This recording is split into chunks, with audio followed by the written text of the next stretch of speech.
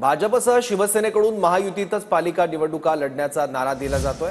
पालिका निवडणुका महायुतीत लढाव्यात हीच भाजपची भूमिका असल्याचं बावनकुळे म्हणाले आहेत। स्थानिक पातळीवर लढताना तिथल्या घटकांचा विचार करावा लागतो असे बावनकुळे म्हणाले। तर महायुतीतच निवडणुका लढवायची शिंदेंची ही भूमिका असल्याचं उदय सावंतांनी म्हटलं।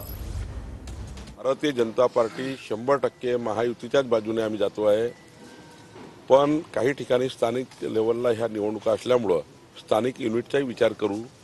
शिवसेनेचं स्थानिक युनिट आहे, राष्ट्रवादीचं स्थानिक युनिट आहे, भाजपाचं युनिट आहे।